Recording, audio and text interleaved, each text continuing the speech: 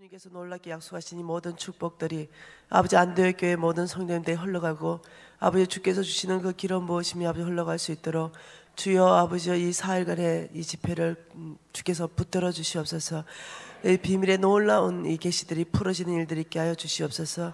예수님 이름으로 기도합니다. 아멘.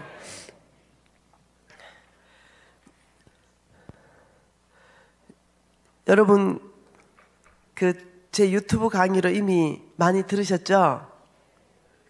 맞나요? 많이 들으셨나요? 또 듣지 못하신 분도 계시고요.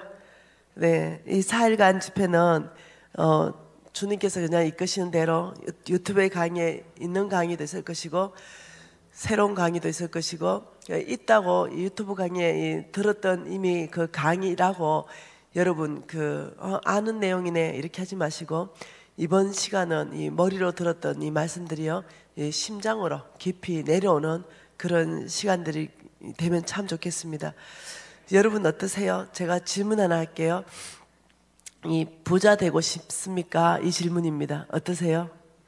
참 대답하기 좀 껄끄럽죠. 솔직하게 말해서 내가 아멘하게 대답하기도 좀 껄끄럽고 만약 이런 질문하면 어떻습니까? 엄청난 부자 되고 싶습니까? 참 이러면 사실은 대답이 아멘 하고는 싶은데 뭔가는 좀 더 껄끄럽고 이제 이렇습니다. 그래서 지금 이 시간에는요 이 부자 되어야 됩니까? 이 엄청난 부자가 나와 우리 가정과 우리 기업이 가능한 것인가? 왜 되어야 되는가? 성경적인가? 이 질문에 대한 대답이 기복신앙은 아닌가? 혹은 번영신앙은 아닌가? 아니면 인본주의는 아닌가?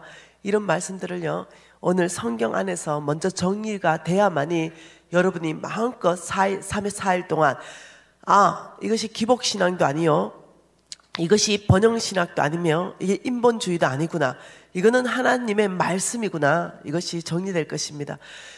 제가 이미 3부 예배 때 말씀드렸어요. 저의 신앙의 백그라운드를 말했습니다. 저는 굉장히 보수적인 이 고신사대로 저는 태어났고 지금까지 굉장히 보수적인 어떤 신앙의 노선을 지향하고 있었습니다. 물론 좀 안 바뀌었습니다. 지금도 마찬가지입니다. 굉장히 이 말씀 위주고 기도 위주고 오직 좀 이런 게 있습니다. 그래서 말씀을 할 때도 성경 말씀이 뒷받침되지 않는 어떤 말씀을 들으면 내 자신이 일단은 견뎌지지가 않습니다. 그리고 어떤 신앙 말씀에 뒷받침되지 않는 감정은 제 자신이 또한 견뎌지지 않고요. 그러니까 이 4일간 여러분 다시 말하면 말씀을 많이 본다는 거예요. 제가 지금 말하는 이 모든 내용들이 정말로 성경적이고 말씀에서 하나님이 말씀한 내용인가 이런 것들을 여러분하고 다 살펴볼 것입니다. 그래서 여러분이 정말로 이것이 성경적이고 하나님이 말씀하신 말씀이라면 이거 내 거 돼야 되겠어요? 이게 정말 우리 가정의 것이 돼야 안 되겠습니까? 정말 이 축복이 우리 기업의 축복으로 우리가 정말 받아야 되지 않겠어요?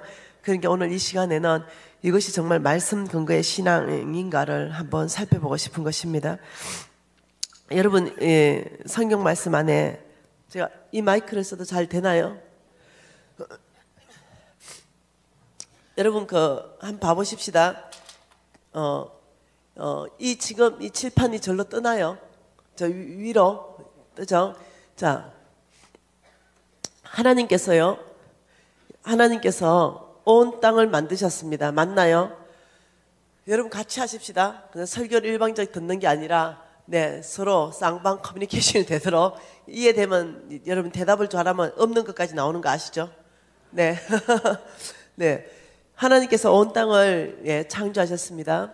네. 온 땅을 창조하셨는데 온 땅 안에 창조하시면서 안타까운 사건이 일어났습니다. 다 창조하셨는데 창세기 3장 사건이 일어났습니다. 이 창세기 3장 사건으로 인해서 이 땅 안에 어떤 일이 발생했냐면 이 온 땅에서 잃어버린 영혼이 발생했습니다. 잃어버린 영혼이 발생했는데 이 잃어버리는 영혼은 예수님을 알지도 못하고 예수님을 주라고 고백하지도 않으니 이 영혼이 갈 곳은 정해져 있습니다. 지옥입니다.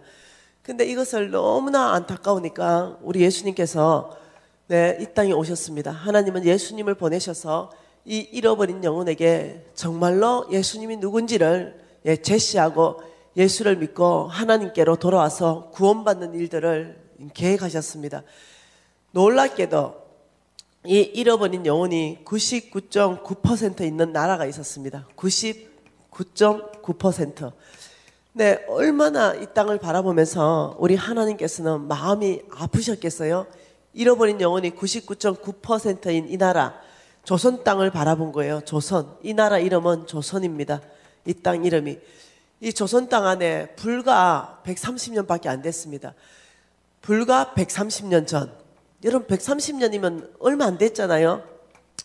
우리 할아버지 때 얘기입니다. 우리 할아버지 때 얘기고 일찍 돌아가신 분이라면 우리 정조 할아버지 할머니 얘기입니다. 우리 할아버지 할머니 얘기인데 이 130년 전에 하나님께서 조선 땅을 바라보니 이 몽땅이 다 구원받지 못하고 몽땅이 정말 지옥 가야 될 그런 땅이에요. 그러니 너무나 가슴이 아프니까 이 조선 땅에 하나님은 누군가를 보내기로 결정하고 이 복음을 전해주기로 결정합니다.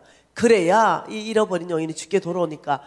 그래서 여러분 잘 아는 언두우드 선교사들, 아펜젤러 선교사들 잘 알잖아, 그죠? 이런 선교사들 여러분 이렇게 한번 정의해 보십시다. 선교사님들, 선교사님들 그리고 목사님들 그리고 선교단체의 전임 간사들, 다시 말하면 돈을 버는 사람이 아니라 돈을 쓰는 사람들, 이 사람들, 하나님 나라에 부름받은 이 사람들을 성빈으로 한번 규정해 봅시다. 성빈.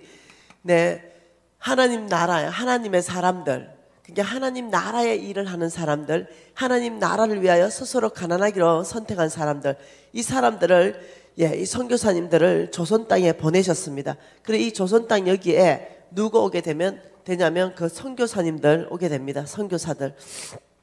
이 선교사들을 파송하게 됐는데, 자, 어디서 파송하게 됐냐면 미국이라는 땅에서 하나님이 사람을 찾았습니다. 그리고 이 땅에 선교사를 이렇게 파송했습니다.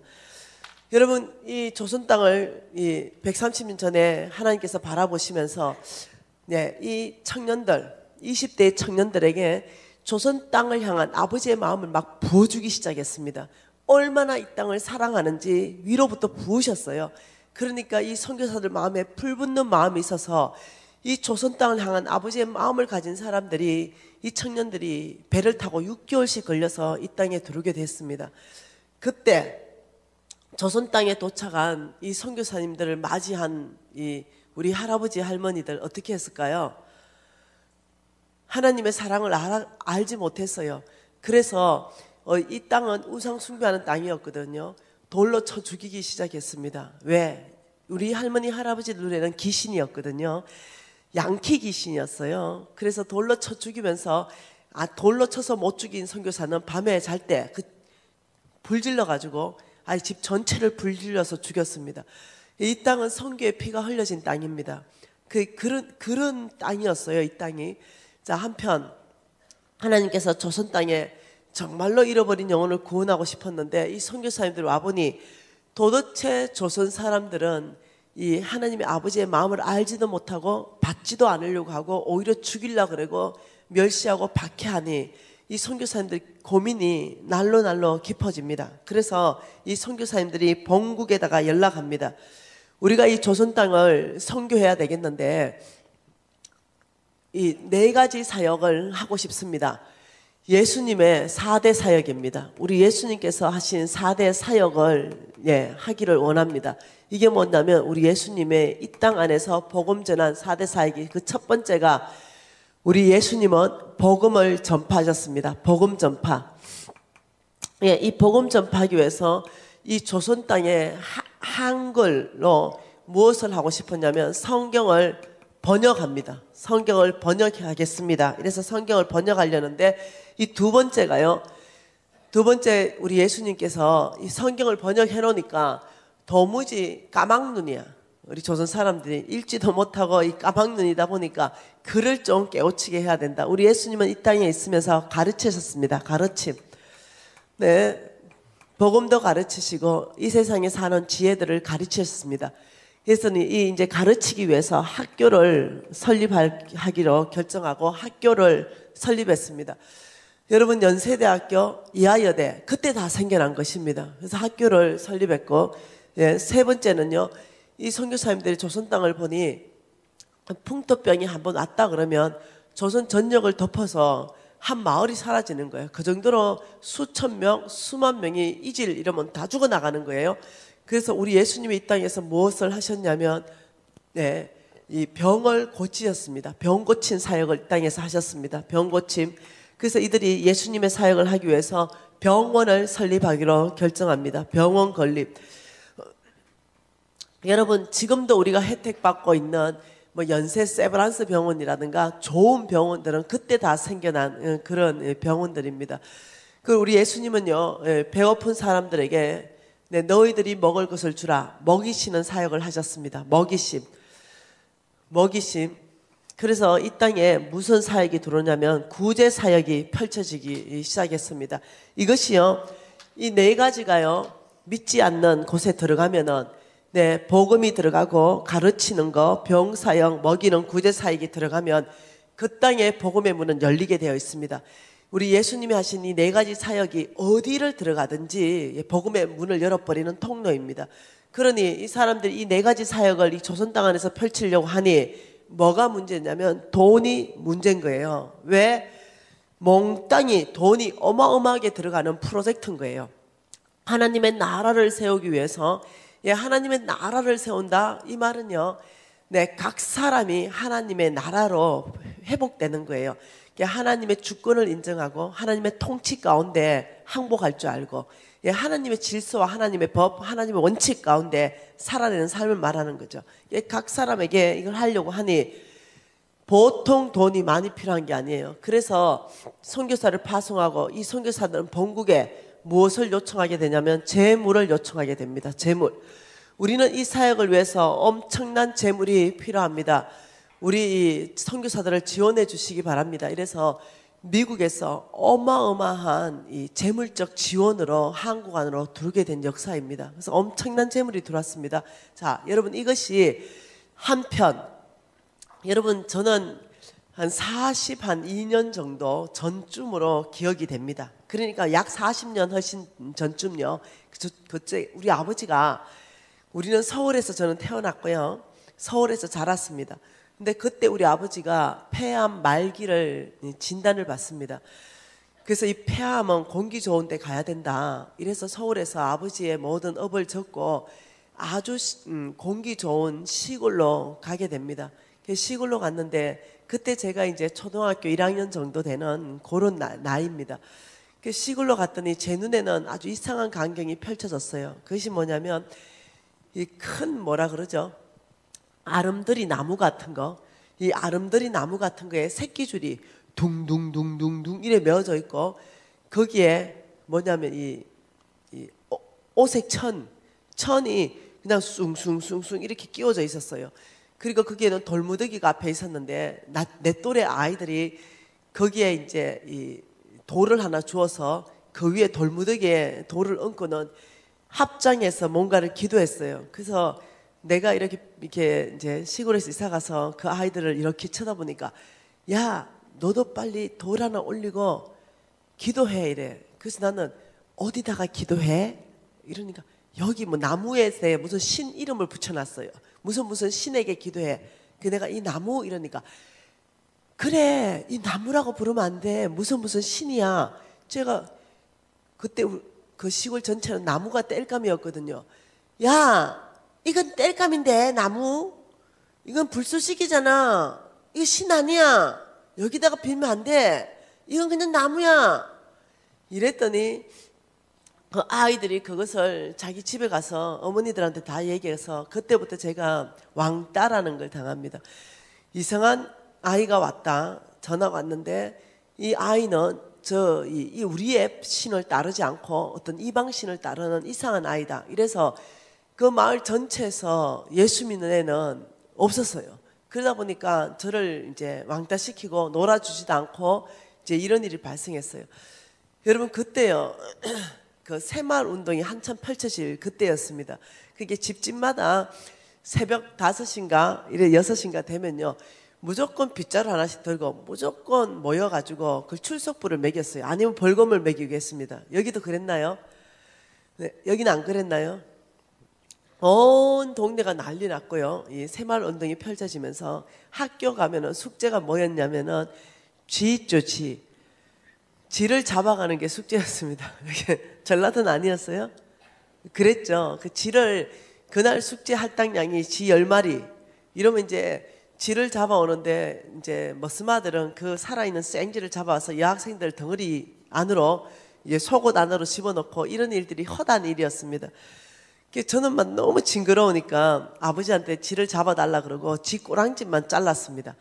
쥐 꼬랑지만 잘라가지고 10마리를 비닐에 잠아가지고 그걸 들고 학교에 숙제를 갖다 내고 이런 기억이 너무 선명해요. 여러분 아세요? 불과 40년 전에 우리나라는 이런 나라였던 거 아세요? 불과 40년밖에 안 돼요.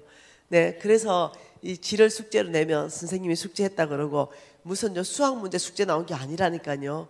그리고 이제 이 있잖아요. 이 머리에 덜덜 붙어 있는 이 예, 이런 것들 있잖아요. 없애고 오는 거 이런 것들이 숙제였습니다. 집집마다 햇볕에 앉아가지고 애들 놔놓고 이 할머니들이 이 뭐죠? 이 잡고 그다음 이 새끼들 하얀 거 땡땡 붙어 있는 거 그 뭐라 그러죠? 석회라 그런가요? 뭐라? 색깔이? 그놈을 잡아가지고 죽이는 것이 일이었습니다. 그래서 이제 그걸 선생님이 이제 그 나무 막대기 같은 거 가지고 애들 머리 이렇게 들쳐보고 이제 점수를 매기고 이래 했던 것이 일이었습니다. 불과요. 우리나라 40년 전에 그런 나라였습니다. 이제 그렇게 됐는데 한편 우리 교회가 있었어요. 우리 교회가 조그마한 교회였는데 나무 바닥이었어요. 나무 바닥이었고 그게 방석을 큰 걸 놓고 예배 드리는데 나무 바닥 밑에서는요 찬바람이 슝슝 올라오는 그런 예배당이었습니다. 목사님 부부, 그 다음 우리 집 식구, 그 다음 2분 정도 더 어른들이 계셨던 걸로 기억돼요. 이래 되니 교회는 텅 비어 있고 몽땅이 우상 숭배하는 그런 집안, 그런 동네였습니다. 그리고 거기는 어촌 마을이었기 때문에 얼마나 우상 숭배가 강한지 몰랐어요. 그런 지역이었습니다. 근데 우리 여기 이 땅에 선교사한테 선교 물자 후원을 요청합니다. 우리 담임 목사님이 이 마을에 좀 선교 물자를 좀 주십시오. 이래가 선교 물자가 도착했는데 그게 뭐였냐면요. 지금 생각해 보니까 소보로빵 혹은 단팥빵 이런 단팥빵 같은 이런 빵이었어요. 그게 이제 엄청나게 도착했는데 이제 우리 목사님이 강구했습니다. 주일날 교회 나오면 두당 빵 하나씩 준다. 단팥빵. 그 손바닥 2개만한 거, 큰 거, 이거 하나 준다. 이러니까 그 시골의 촌아들이요. 그때는 몽땅이 뭐냐면 국수 있죠. 국수 지금 같으면 한 그릇 분량인데 그걸 불렸어요. 그래서 3그릇으로 늘려가지고 국수를 숟가락으로 퍼먹었어요. 국수를. 여러분 여기는 잘 살았나요? 네. 3분의 2는 무고요. 보리는 요만큼 섞인 무밥하고요. 이런 게 주식이었습니다. 그러니 배고픈 그 시절에 아이들이 간식이라고는요. 굉장한 부잣집에 아이가 있었는데요. 간식이 뭐였냐면 쌀 있죠, 쌀, 생쌀. 생쌀을 한 주머니를 넣어와요. 그러면 그 생쌀을 오덕오덕 씹어 먹는데 우리 모두는 부러워서 걔만 바라보는 거죠. 왜? 쌀밥은 고소하고 보리밥도 못 얻어먹는데 생쌀을 간식으로 먹는 있는 그 아이는 누구란 말인가. 이래서 그 아이는 부러움의 대상. 이럴 때입니다. 이럴 때 교회에서 뭐 준다고요? 단팥빵요. 이러니까 애들이 눈이 뒤집히지 안 뒤집히겠어요? 그래서 이 애들이 교회로 왔어요.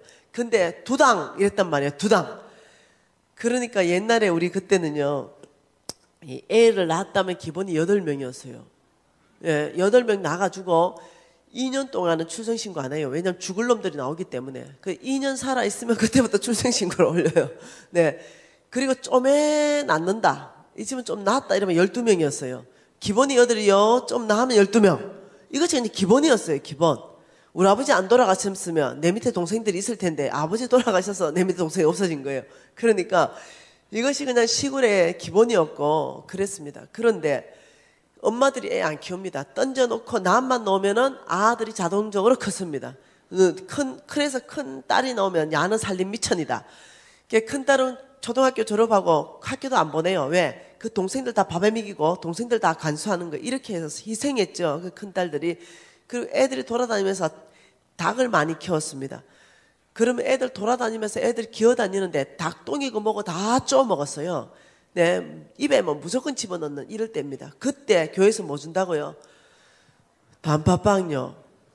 이 두당 이래 놓으니까 이 보호자 되는 큰 언니가 이 큰 누나가 책임감이 큰 거예요. 그 두당이니까 한 100일쯤 된 애들 이런 애들을 어떻게 앞에다가 붙이는 거예요.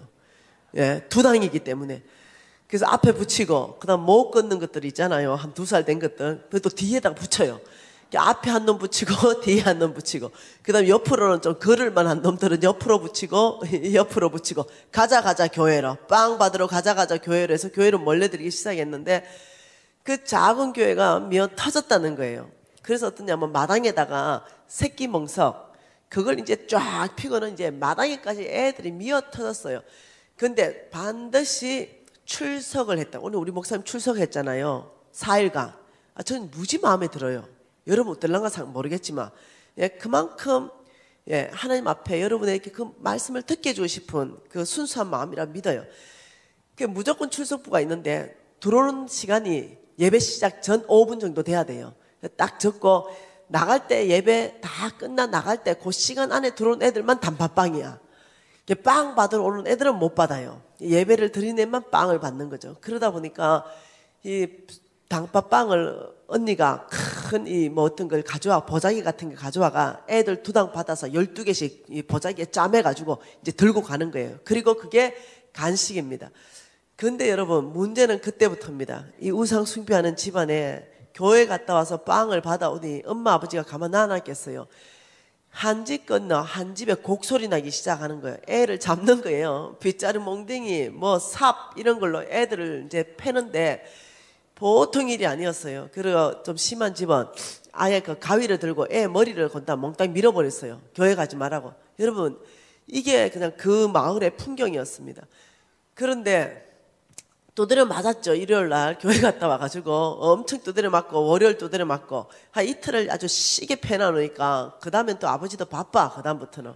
그리고 또 이제 아버지 농사 나가고 이랬는데 근데 토요일하고 주일만 되면 이제 맞은 게 좀 회복이 돼. 그리고 이제 주일 되면 그 빵의 유혹을 이길 수가 없어. 그러니 다시 그 달콤한 단팥빵 받으러 또 옵니다. 그리고 또 가서 두드려 맞고 그리고 주일날 또 와서 우리 목사님이 안 되겠다. 신앙 믿음을 넣어줘야 되겠다. 이렇게 해서 내 이름을 위하여 핍박받는 자는 천국이 저희 것이며 이러면서 이제 믿음을 넣어주기 시작했습니다. 이 아이들이 이제는 집에 가가지고 엄마한테 두드려 맞고 아빠한테 두드려 맞으면 속으로 이렇게 말하는 거죠. 할렐루야! 주의 이름으로 내가 핍박받았으니 천국이 나의 것이도다. 이러면서 이 아이들이 어떠냐면 이제는 순교할 각오로 이제 바뀌기 시작한 거예요. 핍박이 심할수록 신앙은 간절해지기 시작했어요. 이제 믿음은 뭐 한다고요? 들으면서 나고 들으면 그리스도의 말씀입니다. 이래가지고 이는 처음에는 빵으로 시작하지만 이 아들이 듣고 또 듣고 이러면서 이제 믿음이 생긴 거예요. 그런데도 아주 착하고 신실하며 어머니 말씀을 거역하지 않는 아이들도 많았다는 거죠. 근데 그 아이까지 교회로 불러내기 위해서 이제는 이 선교사님이 무엇을 구제 물자로 신청했냐면 여러분 연필 있죠. 연필, 지우개, 그 다음 노트 이런 걸 이제 선교 물자로 구원했는데 그때 우리가요 여러분 그 건전지 아시죠? 건전지를 깨가지고 건전지 안에 보면은 흑연 그 씩 나오잖아요. 손가락만한 거. 그걸 앞뒤로 갈아가지고 그걸 가지고 연필로 썼던 그런 시대에 제가 그걸 가지고 썼다니까 나도요. 그런 그 시대에 뭐가 왔냐면 살방살방 깎아지는 나무 연필이 왔다는 거예요. 이것은요 획기적인 겁니다. 획기적인 거. 이거는 상상을 초월하는 거예요. 공부 잘하고 착하고 엄마 아버지 말 잘 듣는 모범생들이 연필에 무너지기 시작했습니다. 왜? 다른 애들은 연필 들고 와서 쫙 쓰고 지우개로 쫙 지우니까 노트도 안 찢어지는데 저거는 어떠냐? 그 시꺼먼 거 자꾸 쓰다가 의의 얼굴 한번 만져보면 코까지 시꺼매지고 지우개라고 하는 거는 신고 다니던 까만 고무신 그 다 떨어진 고무신 잘라가지고 그게 지우개였잖아요. 이런데 얘들은 보니까 너 네모 번뜩한 두부 같은 걸 가져와가 석석석 지우고 이러니까 안 찢어지고 잘 지워지고 이러니까 그거 어디서 얻는데? 교회에 이랬어요. 그러니까 이제 이 빵의 유혹에 안 넘어온 아이들은 이제 연필의 유혹에 넘어서 교회로 몰려들기 시작했습니다. 그래서 온 동네가요 초토화가 됐다니까요. 그 빵과 연필 때문에요. 여러분 이러면서 저는 그 모든 것을 목격하면서 자라난 정인입니다. 쭉 자라났죠. 그 이 아이들이 열심히 공부하고 말을 나면 제주도로 보내고 사람은 나면 서울에 보내라고 이 아이들이 서울로 가서 성공한 아이들이 막 일어나기 시작했어요. 그러면서 이제 요즘 이제 저하고 가끔 통화하는 권사님, 장로님들이 있어요. 그때 그 친구들. 그래서 이제 그 큰 대형 교회의 권사님인데 박권사예요. 미진아, 박권사, 네 그 큰 대형 교회에 내가 집회 갔었거든요. 야, 나는 요즘 네 유튜브 강의하고 네 강의 들으면서 너무너무 자랑스럽다. 네가 내 친구라는 게 자랑스럽고 미진아 너무 고맙다. 너 그렇게 살 줄 알았다. 이러면서 막 근데 박권사 그런 말 다 집어치우고 나는 너의 과거를 알고 있다. 네, 이렇게. 그러면 뭔가 하고 야, 너가 할머니 짝두 탔잖냐? 너가 할머니 짝두 타고 너가 엄마가 신내림 받아가지고야 너가 엄마가 그 무당 중에도 너가 할머니는 빨주 노초 파란보 깃발 위에 태극기가 붙은 집안이냐 너가 집안. 여러분 태극기 붙은 거는 최고 무당입니다. 무당의 급수를 나타내는 거예요. 그러니까 한 개 붙은 거, 깃발이 2개 붙은 거, 3개 붙은 거, 그 위에 태극기 붙은 거. 그래서 태극기는 아무나 못 붙여. 그 태극기가 붙은 게 센 무당이에요. 너가 할머니가 그 태극기 붙은 그 무당 아니냐 내가. 너가 엄마 맨날 짝두 타고 야, 네 원래는 짝두 탈 운명 아니었냐 내가. 너한테 복음을 목사님이 가서 예수 믿어라 전했냐? 장로님이 전했냐? 내가 전했냐? 너한테 복음 전한 그분은 누구시냐? 단팥빵님이시다 내가. 단팥빵님에게 너는 날마다 감사를 생각해라. 네 그 빵만 아니었다면 네 그 완악한 집안에서 네 짝도 탔지? 네 예수 믿었겠냐 내가. 그 얘가 진짜 아는 거예요. 야 미신아 내가 진짜 그 생각 못했는데 오늘 크게 깨닫는다. 네 아직도 그걸 못 깨달았냐? 네 그 단팥빵 저기 아프리카로 좀 보내고 있나? 네 하나 잘 먹고 잘 살라고. 아이고 참 내가 이렇게 얘기했어요. 근데 이게 현실이었습니다.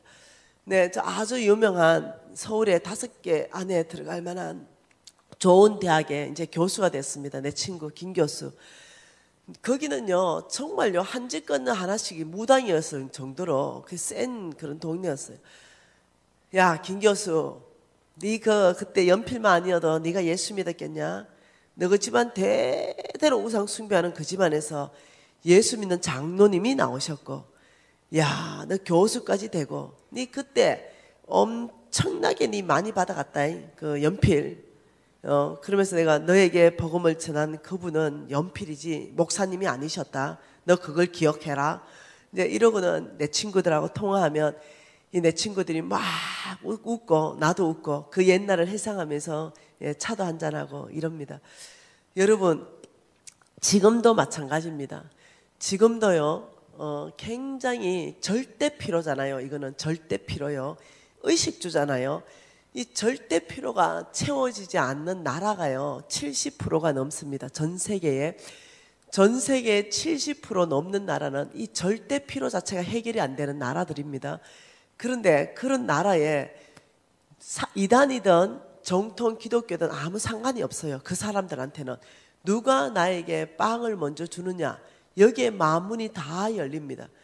누가 나에게 이 아픈 몸을 치료해 주는가, 여기에 마음이 다 열려요. 왜냐하면 이 사람은 예수를 알지 못하는데 어떤 사람이 나를 병원에 데려가고 나에게 친절을 베푸고 나의 병을 고쳐주고 내 옆에 손잡아주며 나의 음식 필요를 채워주고 우리 아이들의 필요를 채워줬다. 여러분 같으면 안 그러겠습니까? 여러분 같으면 아무 필요도 채워지지 않는 어떤 사람이 예수 믿으세요 이런 거 하고 나의 필요를 다 채워주면서 그 사람이 예를 들면 어떤 종교를 소개했을 때 여러분 같으면 뭘 믿겠어요? 이 사람은 예수 모르는데.